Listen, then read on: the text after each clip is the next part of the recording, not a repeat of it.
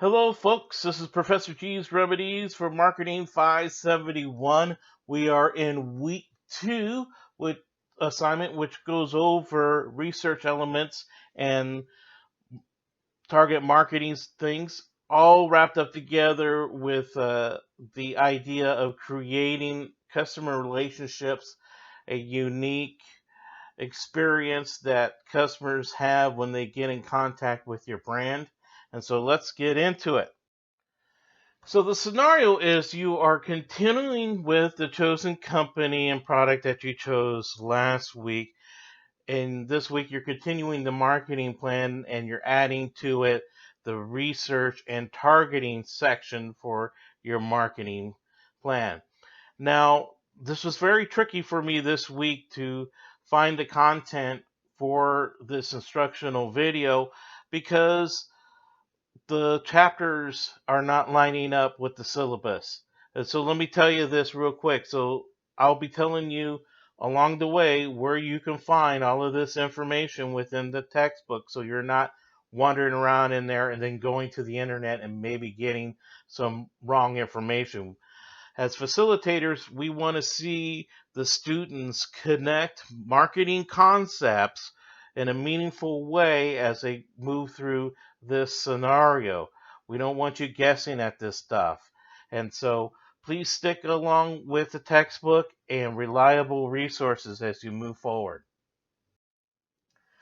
So this first section, environmental scanning, you'll see it on the list is about halfway down. There's two items specifically. It says environmental scanning, but then it goes over the different parts of environmental scanning and it adds like target market and stuff like that.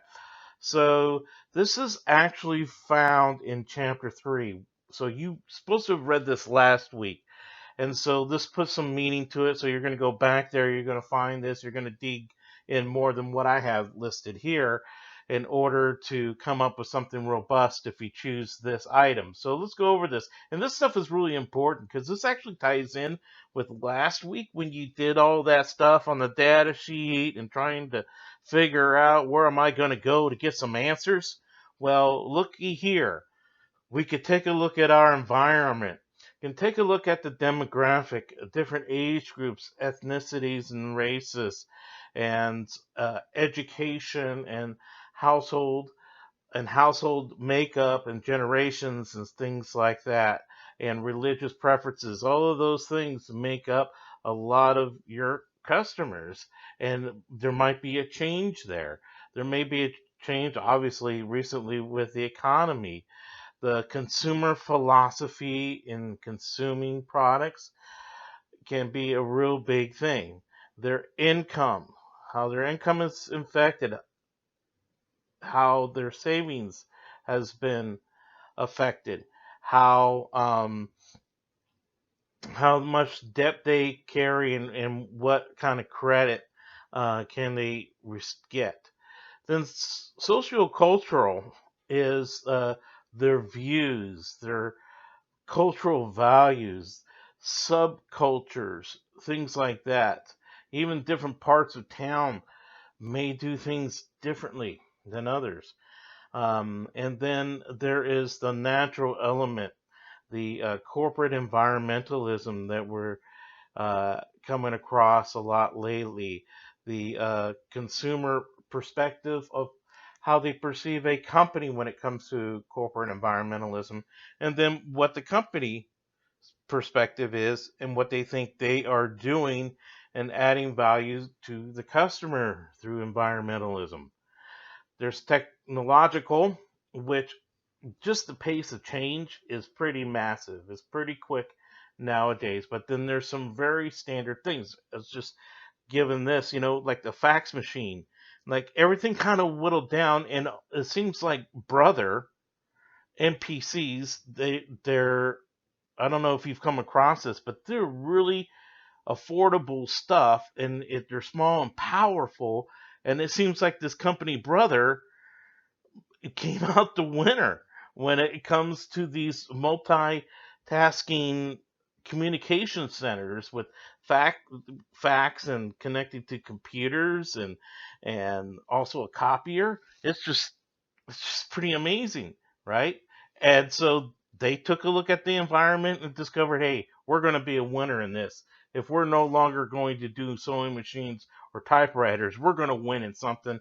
And that's where they, so, so although the pace has changed technologically with that stuff, they used the strengths that they had to make a great product.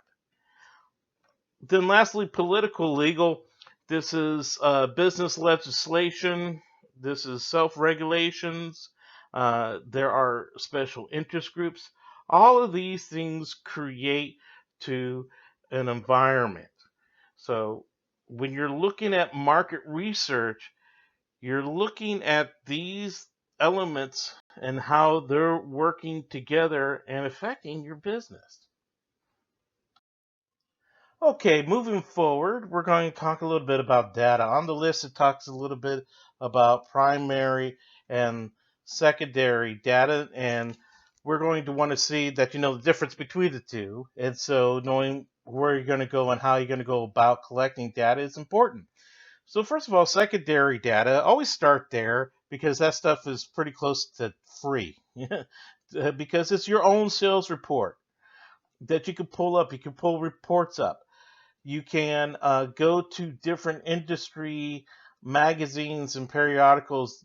Every little industry has some kind of analysis done. I know ours is done quarterly, and I could pick it up anytime and find out how sales are going globally and locally and within different categories, so that I can gauge different trends. Uh, so getting that information, secondary data, is very important in order to come across the next step, which is if you need to go get primary data because it can be expensive to do some kind of field research, to do some kind of questionnaire or survey can be pretty costly. This is all newly collected information.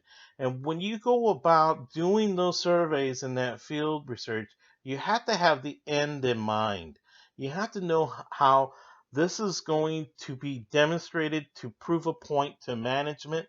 You have to already come up with an idea of what kind of marketable actions you're going to eventually get to, and in order to make a recommendation. So when you do questionnaires and you do surveys, you have to be able to do a cross tabulation.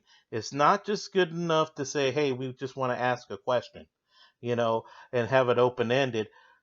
The management wants to see numbers. Numbers help them make decisions and gauge information. And so you're going to ask scalable questions like on a scale of 1 to 10, or uh, is this good, better, best, or you're most likely, least likely.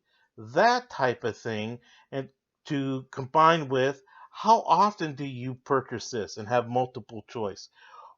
What is your annual household income, so you can cross tabulate demographic information and behavioral information with preferences, and so that you can tell your management, hey, look, here we have people who are making $150,000 a year that much rather receive a DVD in the mail, something like that, so you can have that information to demonstrate to them.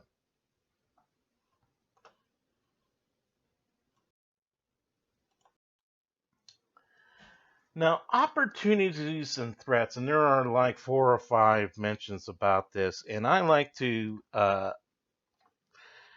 steer clear of this because it's something that a lot of students go to immediately because they could just put in conjecture, and whatever they think or come up with, they think is a trend, and which is not true. They're not backing any of that stuff up with information that is available in the textbook, so you know how to categorize these opportunities and threats. So this needs to be backed up with some solid information and solid marketing concepts. And so just saying that we're going to have a more of a technological future with computers, anybody could say that. what part of the environmental scanning are you talking about when you're talking about that? Where are you getting your information from? You need to back that up from some kind of solid research. Don't just throw it on a piece of paper. I see it all the time, like every time, and so you need to go find this stuff in the textbook and back it up with some kind of marketing concept. So when we're talking about research and all of that, that's found in chapter 4. Of course, environmental scanning's in chapter 3, so you find the information about primary data and secondary data collection in chapter 4. Chapter 3 is the environmental scan.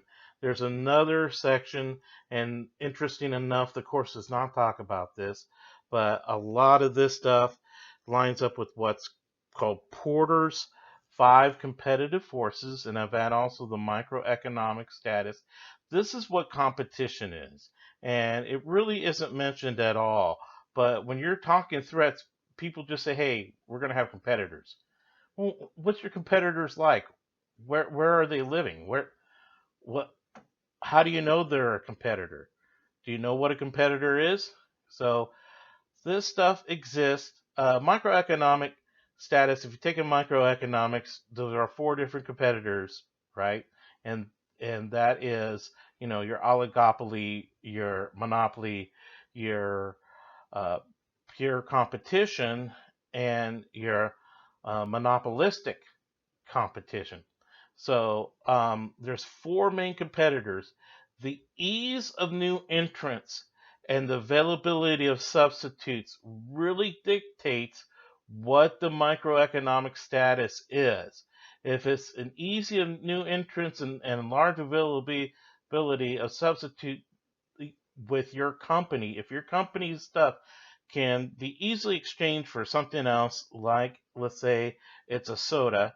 So if there's no Coca-Cola at the convenience store, but somebody could pick up an RC Cola instead, it's there and available real quick. Well, guess what?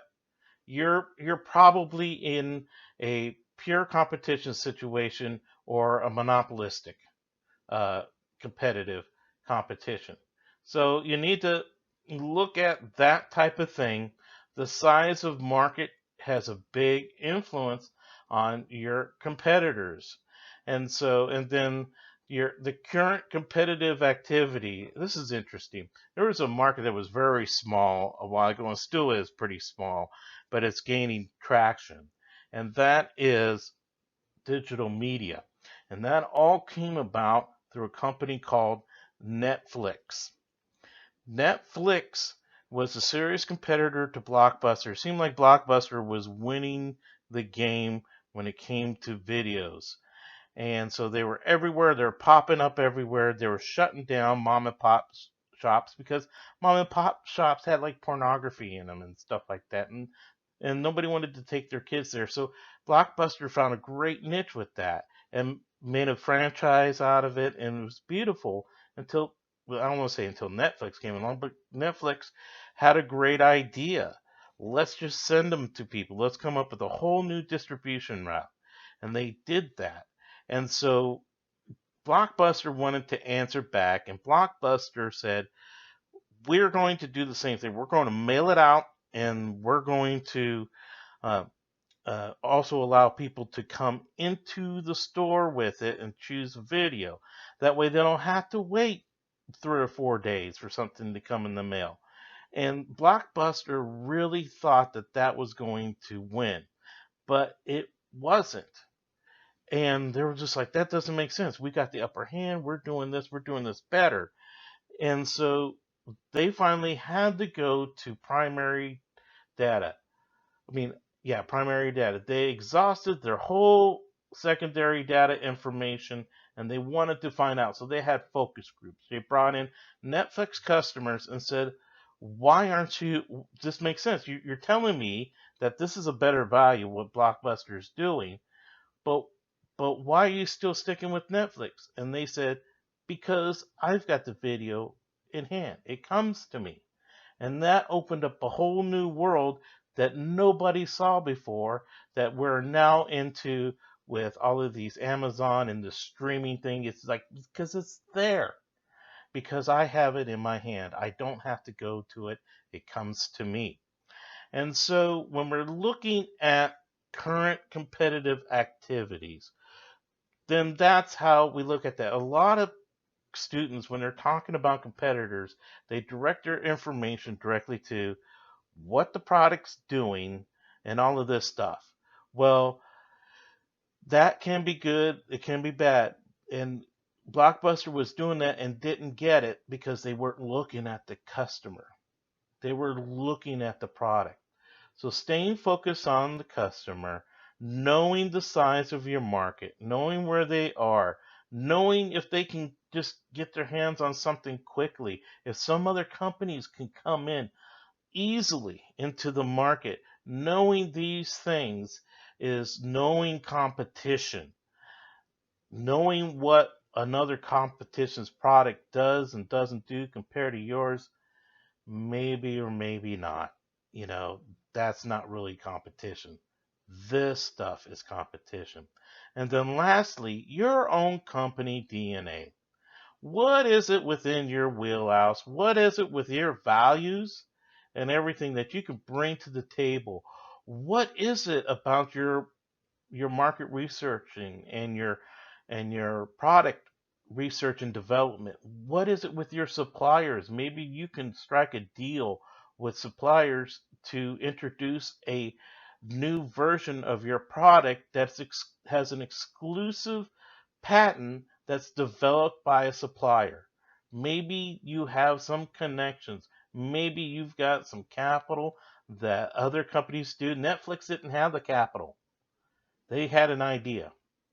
So, what is it within your company DNA that can deliver to your customers an advantage, a strategic competitive advantage over everybody else? Okay, then we have the section uh, about target market. It's asking these two main informations, which is demographic and psychographic. This is actually taken out of the undergrad portion, but you can find target market segmentation in chapter 9. It's interesting that they skip over chapter 9, and that's the very chapter that has this information. This information is there too. This is just a better graphic. So it's very important that you know this and the difference between segmentation and customer profile. So the first part asks you to profile if you wanted to profile your customer. So it's going to ask you about, you're going to tell us about if your customer, what type of demographic they have, how do they purchase things. That's pretty much a customer profile, these two things, the demographic and the behavioral. And behavioral is not how they behave, it's how they purchase something. Okay? And so you're going to look at these variables and it's how it's breakdown. Are they a non-user, a first timer, a regular user? Are they brand loyal? Are they Do they buy things online? Where do they buy them? How do they buy the products? What's their generation? Where is their life stage? What generation do they belong to? That's super important. So that's who's buying your product right now. But maybe you have something or you think your product needs to be geared towards another or different generation or different behavioral purchasing thing. Just like Netflix was just like, we all know who's buying videos, but we're going to find a different way to distribute it. We're going to do something where they buy things is not going to be in a store or drugstore or a franchise. We're going to ship it to them. And so people are buying from home. That became a huge differentiation. So you may focus and target on something other than what the customer profile is. So don't confuse a target market with a customer profile. Don't confuse who you are targeting with who purchases your product. Okay? And this is, again, available in Chapter 9. This is a great little graph. Take a picture of it. Use it as a reference. It's beautiful. It's going to help you come up with describing who you are targeting. Okay? So if you're going with customer profile for the first part of this assignment, the second part of the assignment that talks about demographics and psychographics of your target market better look different, because who you are targeting can be different, or is like all the time different, than who's buying your product. Okay, two different things. And then lastly, and this is very important that you remember this, everybody is not a target market. A lot of folks, when they write about this, they think, hey, it's a great idea. Why don't we just target everybody with this stuff? So I tell folks this, it's real simple. Okay, Apple computers, who is their target market? And like 98% of the time, students come back, well, everybody. No, they don't target everybody. That's who buys their stuff. Sure, but they're targeting hipsters. They're targeting the 20 somethings. They're targeting the young professionals. That's who they're targeting. They've always targeted that group, right? But my friend, who is 50 years old, a conservative white male, fundamental Baptist, Trump supporter, MAGA hat wearing guy, right? Does that mean he can't buy Apple products? No, he's an extreme Apple user. But would Apple would they ever make a commercial with a guy looking like him with a MAGA hat? No, they wouldn't target for him, but he buys it. So don't get that confused. You can't have everybody as a target market. It's in the way you develop your product and in the way that you share your communications and how you get your message out. So has been Professor G's Remedies for Marketing 571. I appreciate your comments down in the comment section. Go ahead and like and subscribe to this channel if you like. And if you have any questions or want to talk it or come up with an interesting topic to talk about, I'd love to go ahead and exchange with you in the comments below. And you guys have yourself a great day.